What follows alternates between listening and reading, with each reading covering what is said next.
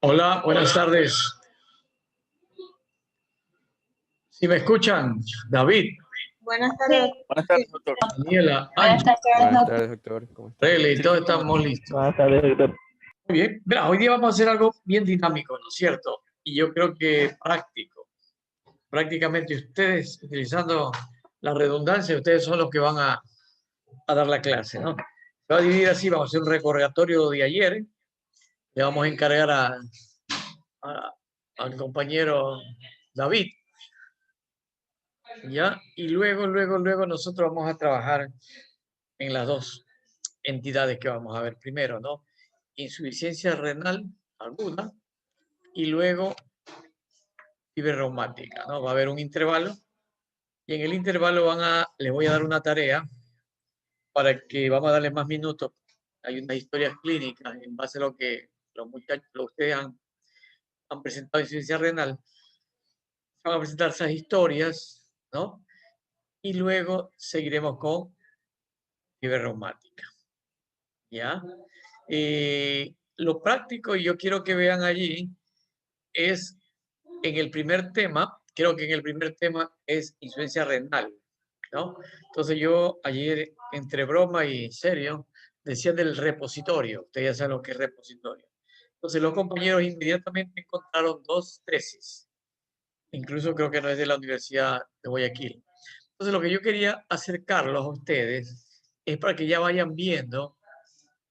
Algunos ya lo conocen, lo han leído, pero la gran mayoría de pronto es para recordar cómo está constituida una tesis doctoral. Prácticamente son los doctores, los médicos. Entonces, en breve ya van a tener que buscar una tesis, tutores, y se van a enfrascar un año, o de pronto menos, en realizar una tesis. Entonces, vamos a ver el cuerpo de una tesis, ¿no?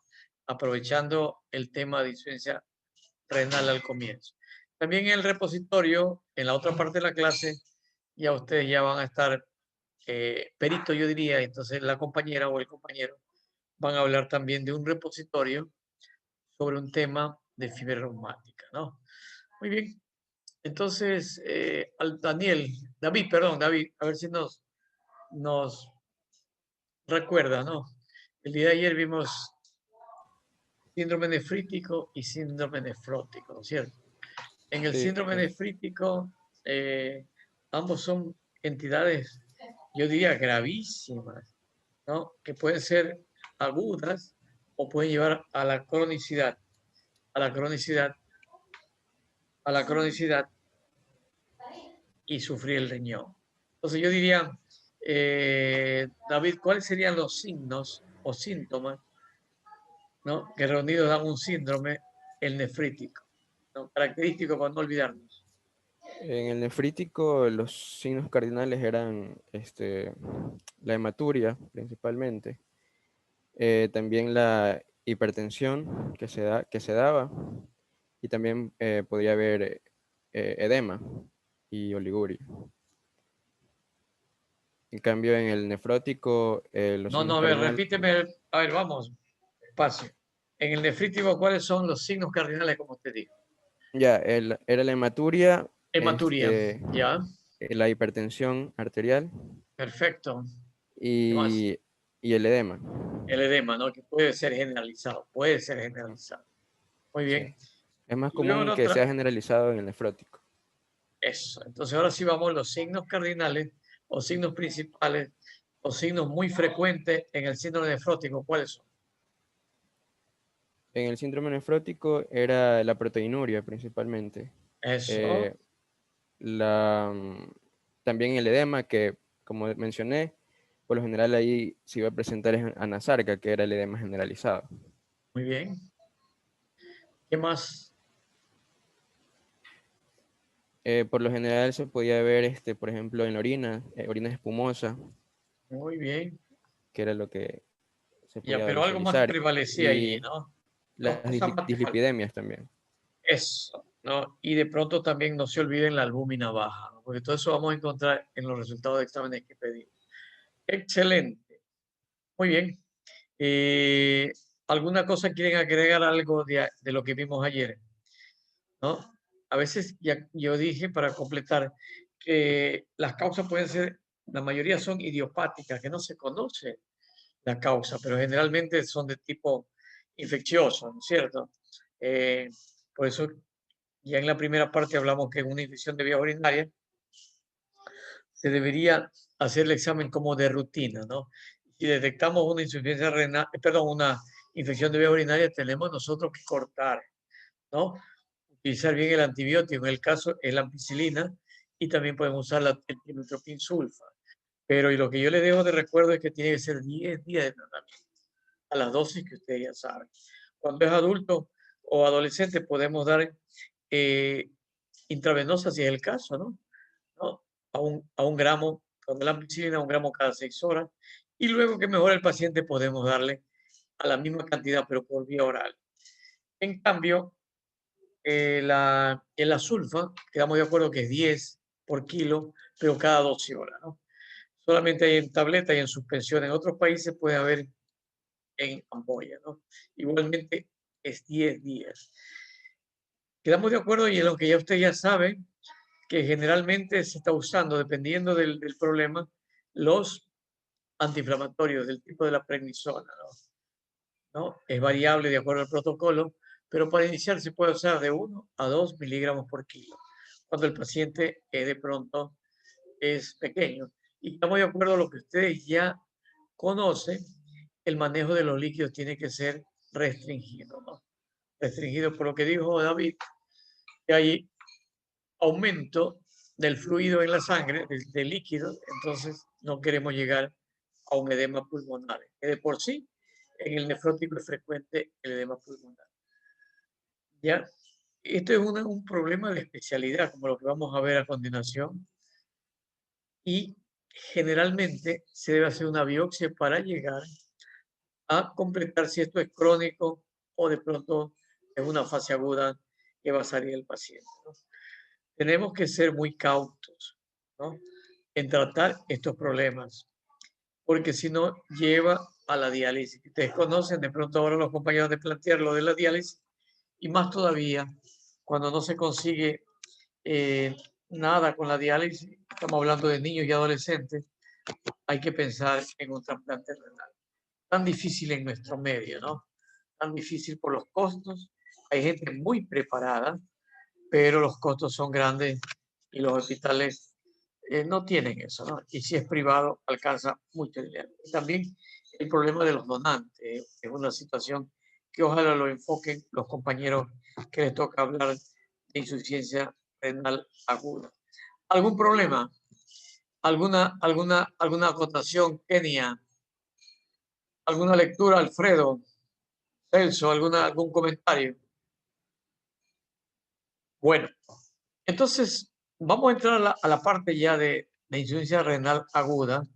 Y yo he pedido a los compañeros, ¿no?, porque yo quiero sacar de todo, quiero sacar provecho para ustedes, para que ustedes no sean agentes pasivos, ¿no? Que desde el primer día del internado ustedes ya saben lo que tienen que hacer, ¿no? Desde ahora. Entonces, vamos a recordar esa tesis, ¿no?, para ser médico. Y yo quiero que ustedes vean, le he pedido a Daniela Gaibor, creo que es la que va a leerles a ustedes los componentes de una tesis, y de ahí ya nos quedamos con el resumen, de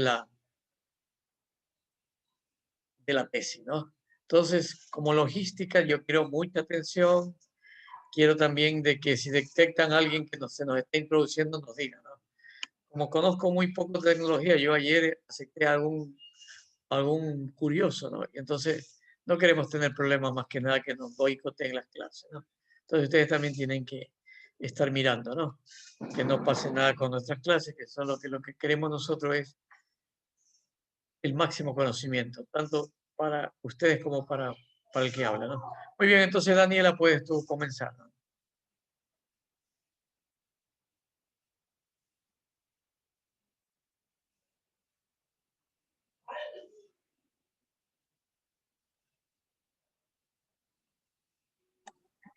Ya.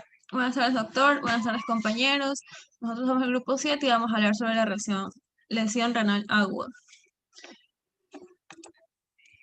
Bueno, como ya lo mencionamos antes de hablar sobre el tema, vamos a hablar sobre qué es un trabajo de tesis y cuál es su estructura. Entonces, primero, ¿qué es? La tesis es el resultado de un trabajo de investigación que va a sintetizar lo que hemos aprendido y lo que hemos encontrado durante un tiempo determinado de nuestro estudio y vamos a utilizar el método científico. Entonces, la estructura de una tesis va a estar basada en, primero, en el agradecimiento y dedicatoria, que es las palabras que tiene el, el dueño de la tesis hacia sus seres queridos o lo que él quisiera expresar. El resumen, en donde vamos a encontrar un pequeño, como valga la redundancia, resumen de todo lo que es la tesis. La tabla de contenido, que va a ser los ítems que se ha desarrollado en la tesis. El índice, que puede ser el índice de tabla y el índice de imagen que se ha empleado en esta investigación. La introducción y el problema, que este va a ser el asunto o el eje en el que tiene como objetivo aclarar en este trabajo. El objetivo generales y específicos, el marco teórico, que va a ser la parte fundamental de toda la investigación, donde aquí vamos a ampliar la descripción tanto del problema y de las teorías que nos van a orientar a su resolución. El método que el investigador ha planteado, la presentación de los resultados que luego de toda la investigación él ha encontrado, la discusión, las conclusiones y por último las referencias bibliográficas junto a los anexos. Esa estructura de una tesis nos basamos en la tesis que nosotros encontramos en el repositorio de la Universidad Católica. Entonces, vamos a hablar sobre lo que es el resumen de esta tesis. Muy bien, excelente, excelente, ¿no? Y ahí está el nombre de la tesis, ¿no? Entonces, es frecuencia de aparición de lesiones renal agudas mediante escala de Rifle, ya vamos a ver qué es eso, en pacientes pediátricos de 1 mes a 18 años, ingresados en el área de cuidados intensivos, Hospital Pediátrico Roberto Gilbert Elizalde. Es un trabajo que se hizo en el del 2016 a junio del 2017. Excelente lo que han hecho, entonces ustedes van a ver el resumen. La intención era de que también vean ustedes, yo diría, la estructura, la forma de una tesis, ¿no? Todo depende de acuerdo a la universidad. Hay cambios, pero muy ligeros, ¿no? Por ejemplo, yo estoy, como ustedes ya saben, estoy haciendo un doctorado en una universidad peruana, entonces ahí no le llaman marco teórico, sino le llaman estudio del arte. Yo por primera vez había escuchado eso y es igual que la estructura nuestra, igual, solamente cambia, en vez de marco teórico, le habían puesto estudio de arte, ¿no? Es lo mismo. Muy bien, entonces, gracias Daniela, y entonces ahora sí, vamos al resumen, ¿no?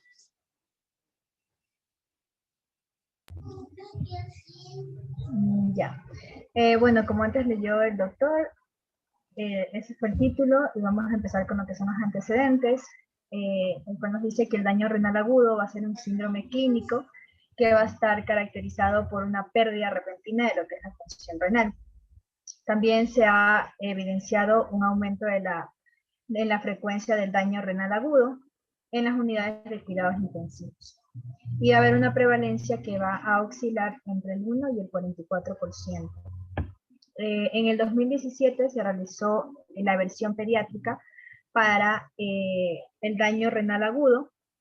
Se utilizó lo que es la escala de Prifle para su clasificación y estratificación.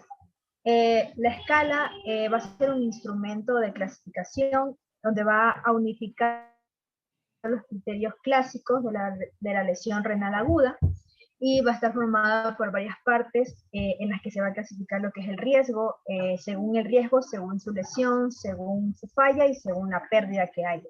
En lo que es, según el riesgo, se va a basar en si hay lo que es un incremento de la creatinina sérica, que tiene que ser 1,5 veces, o una disminución en lo que es el índice del filtrado glomerular, que tiene que ser mayor a un 25%.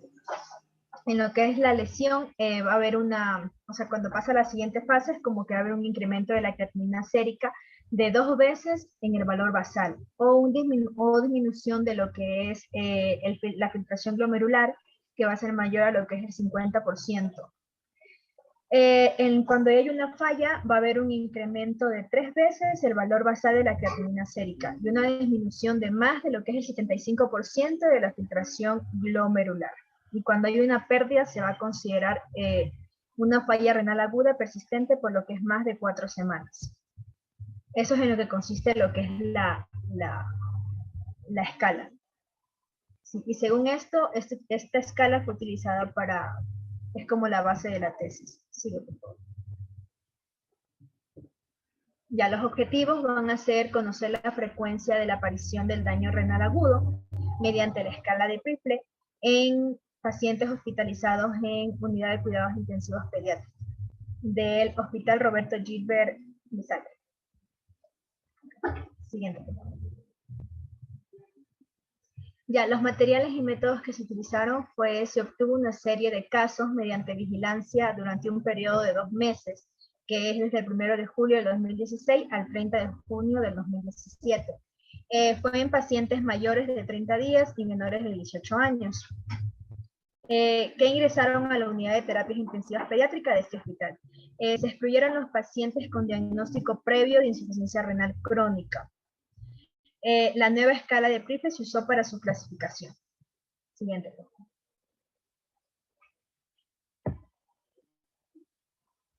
Ya, los resultados fue que se detectaron 190 pacientes con daño renal agudo, con una mayor frecuencia de aparición en el grupo etario de menores de 1 año. Representó el 42,6%. También la frecuencia de la aparición del daño renal agudo, según la escala en unidad de cuidados intensivos pediátricos, fue del 25,29%. Basándose en la escala, el ingreso fue, como mencioné antes, según los parámetros, el riesgo fue en 110 pacientes, que representó el 14,6%. En la parte de lesión fueron 55 pacientes, que representaba el 7,3%, y en lo que es el fracaso, que era el 25 pacientes, fueron 25 pacientes, que representaba el 3,3%.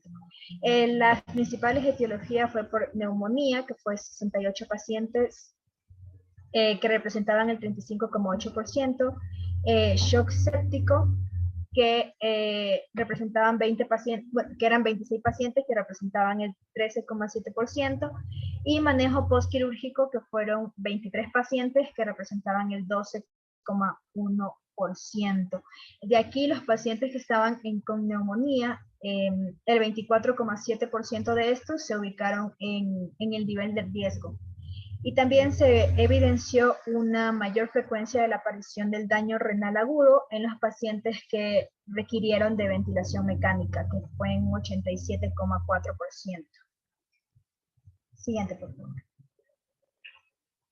Ya, se llegó a las conclusiones que se recomienda la utilización de la escala de Priestley para el diagnóstico precoz del daño renal agudo en todas las unidades de cuidados intensivos pediátricos.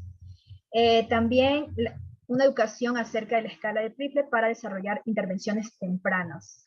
Otro de los puntos también es prevenir y tratar el daño renal agudo en niños en estadio crítico.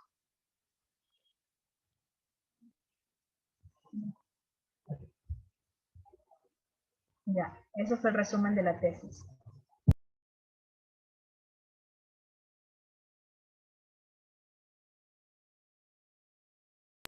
El micrófono, doctor.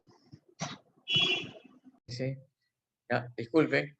Lo hemos hecho de una manera muy concreta para que ustedes puedan ver el trabajo que se hizo en un año con estos jóvenes que se graduaron, que en esa universidad veo que aceptan hasta 3 autores, ¿no? Bueno, eso es cada universidad tiene su reglamento. Y lo importante es que con esta escala, ¿no? Podemos nosotros llegar a un diagnóstico precoz de la insuficiencia renal aguda en terapia intensiva. Es importante, yo creo, aquello, ¿no? Las terapias intensivas, los hospitales de especialidad están llenos de escalas, llenos de situaciones que ameritan estudiar, actualizar y de pronto ponerlos también al alcance de acuerdo a nuestras propias patologías, ¿cierto? Pero es importante de pronto asimilar aquello, pero más importante, yo digo, es desarrollar, ¿no? Desarrollar nuevas escalas, nuevas tablas de acuerdo a nuestros muchachos, ¿no? Entonces, eso es primordial. Bueno, entonces, con este antecedente de tocar ya las puertas a la insuficiencia renal aguda, damos paso a los demás compañeros, ¿no? Entonces, por favor, estamos listos.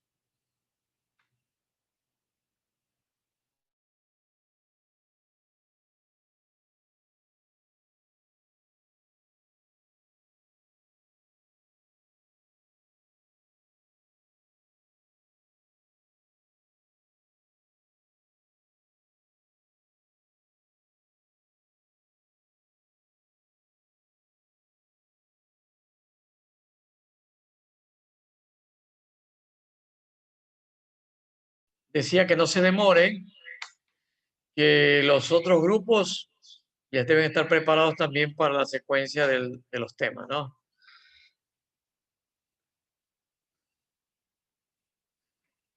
Listado.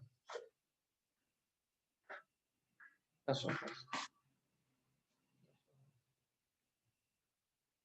Doctor, buenas tardes, una preguntita. Lo que pasa es que yo tengo el tema de fiebre reumática. Me No, tocaría eso a mí- queda usted para después del, yo ya mencioné que eso lo vamos después del receso, ¿no?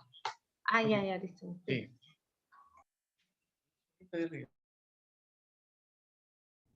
Listo. Empezamos con lesión renal aguda, ¿no?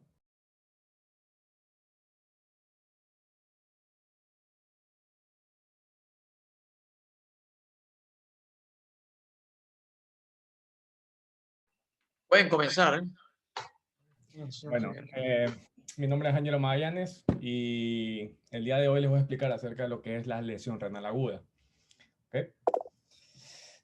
Listo. Entonces, ¿a qué se define o a quién le podemos decir, o frente a qué paciente, a nuestro paciente, cuándo le podemos decir que tiene lesión renal aguda? O cuándo uno sabe cuando tiene lesión renal aguda. ¿Qué es la lesión renal aguda?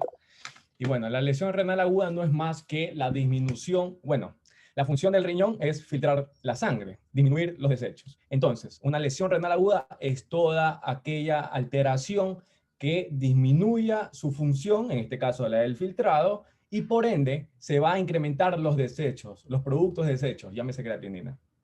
¿Ok? Ahí vemos la basura, cómo se acumula por falta del filtrado. Por eso están las imágenes. Ok, entonces, aquí vemos ya lo que dije. Por ejemplo, aquí está... aquí está, por ejemplo, el glomérulo, ¿no? Viene la sangre, se filtra. Una vez que se filtra, pasa a los túbulos, lo que es la orina como tal, ¿no? El filtrado. Entonces, ¿qué es lo que va a pasar?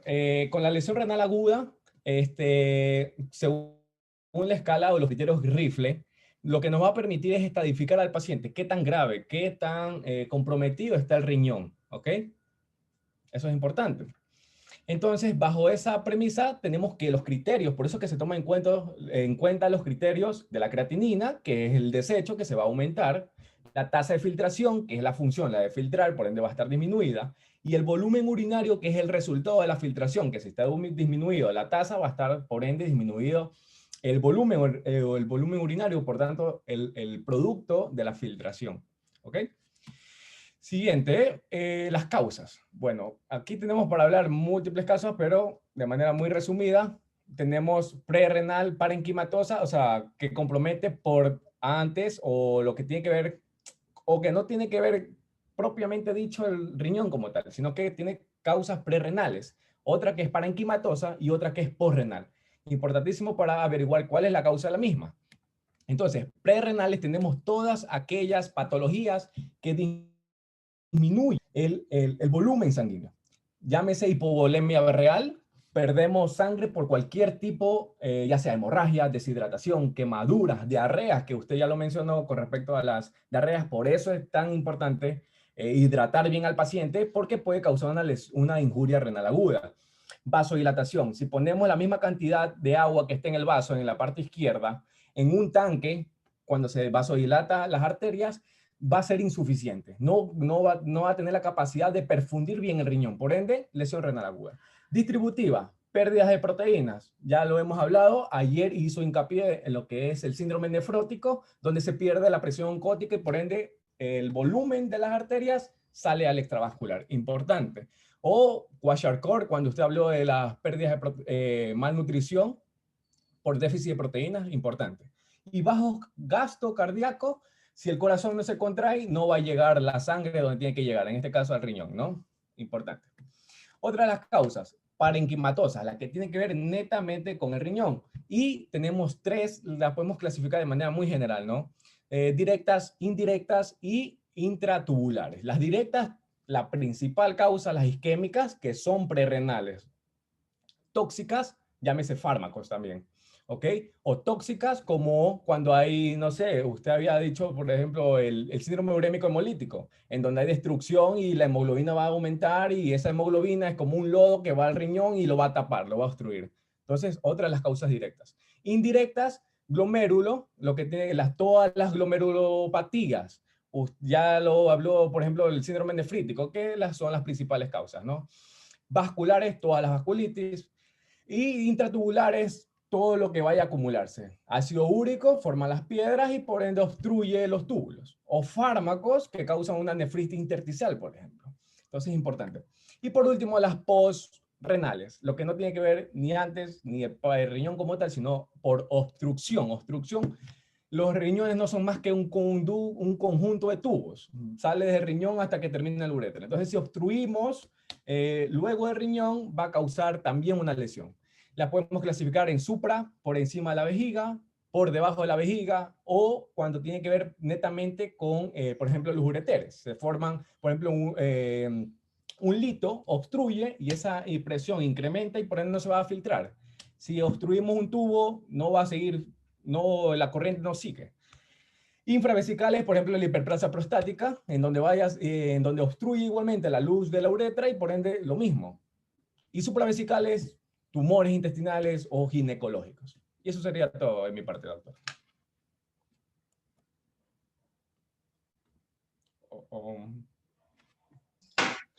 ¿Ya?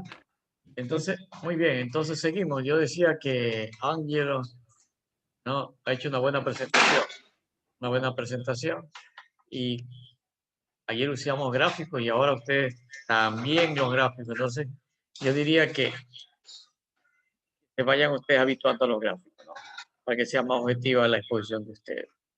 Muy bien, seguimos. Entonces, yo diría que hablemos de las causas. Creo que Calderón le tiene que presentar. Calderón.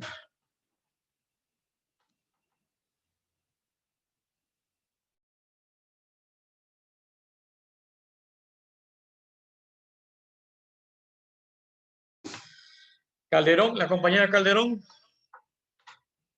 O del grupo de la compañera Calderón.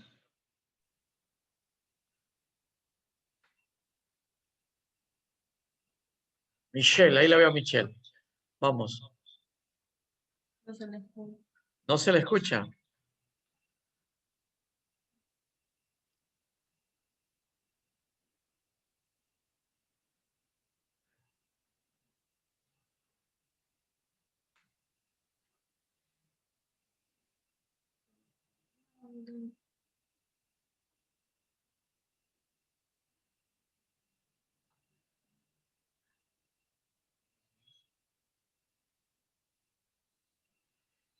Y luego viene Quesada, con fisiopatología Quesada, ¿no?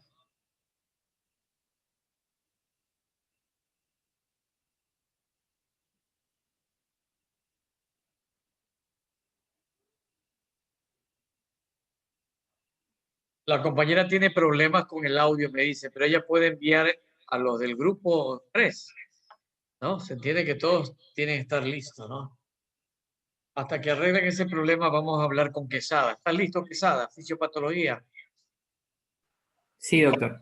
Vamos. La compañera arregla el problema logístico, ¿no? Vamos, Quesada. Ya, listo. Bueno, vamos a conversar acerca de lo que es la fisiopatología de la insuficiencia renal aguda. Siguiente. Vamos a ver que, como habrá introducción, pues la causa más frecuente de esta insuficiencia renal va a ser la llamada renal o funcional, que hace un momento el compañero lo terminó de explicar, que se produce pues por la disminución del gasto cardíaco o hipovolemia, y sabemos pues que el riñón recibe aproximadamente el 25% de lo que es el gasto cardíaco y del volumen sanguíneo, llamado también flujo sanguíneo renal, que es entre 1,25 mililitros por minuto. Sin embargo, también se ha tenido en cuenta que no todas las causas que producen esta injuria van a conllevar lo que es a la insuficiencia renal aguda, pero sí alteran su función y también va a disminuir pues el flujo renal, pero aún así el riñón puede autorregular su flujo intrarrenal. Es así que al disminuir, en la corteza y solo mantener sus funciones en los glomérulos medulares, es que solo se van a necesitar aproximadamente entre el 30 al 40% de este flujo, lo que va a manifestar bajas en cuanto se refiere al flujo urinario o diuresis, ¿no? Con un aumento de los elementos azotados, en este sentido, pues, lo que es la urea y la creatinina, ¿no? Que es, ya. También se ve que en ocasiones los pacientes pueden llegar a mantener lo que es un flujo urinario normal, pero también se puede llegar a ver aumentado. Pero si la depuración de la creatinina de 1, 2, 4, 6, también va a tener de 12 a 24 horas en menor de 15 mililitros por minuto. Siguiente. Algo también a tener en cuenta es que nunca, a pesar de eso, pues nunca disminuye lo que es la depuración de la creatinina, menos de lo que es 15 mililitros por minuto. Y también se dice que en una persona pues embarazada no va a ser menor de lo que es 30 mililitros por minuto. Esto es lo que se le llama como disfunción renal, pero no es lo que es una insuficiencia renal aguda, y es lo que también antiguamente era llamada insuficiencia renal o funcional. Eso como un dato extra. Bien, a pesar de todo esto que se ha conversado, cuando hay algún marcador elevado, el paciente tiene pues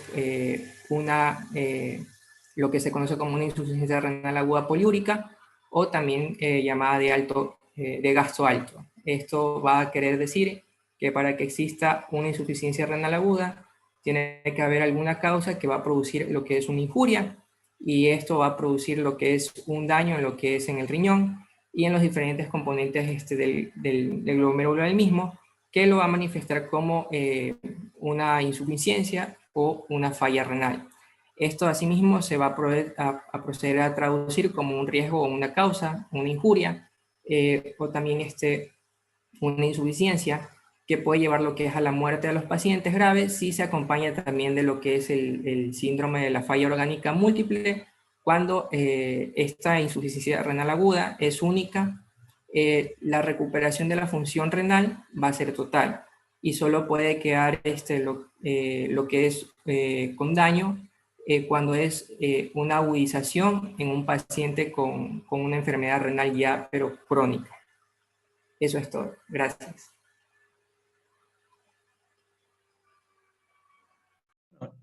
Hemos oído y entendido lo que dijo Stalin, ¿no? Entonces damos paso al grupo de la compañera Calderón. Y va a hablar sobre las causas que pueden llegar a una insuficiencia renal, para recalcar las causas. Vamos.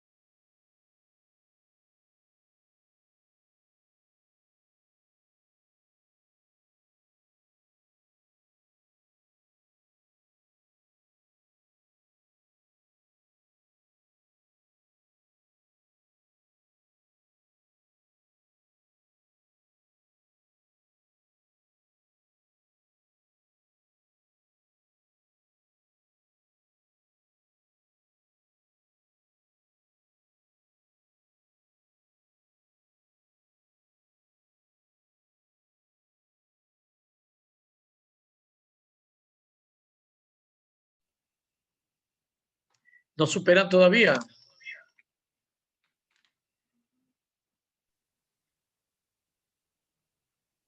Bueno, vamos a hacer lo siguiente. Vamos a hacer lo siguiente. No se me van a estresar. Vamos a tener un intervalo de media hora. Al terminar el intervalo, que va a ser de media hora, no se me van a ir, que todavía no he tomado lista. Entonces la compañera Calderón o del grupo expone, pero yo les voy a enviar historias clínicas a cada grupo. Entonces ese intervalo de media hora es para leer y exponer. Doctor, hola, ¿ya me escucha? A ver, Hola. déjeme terminar. Ya.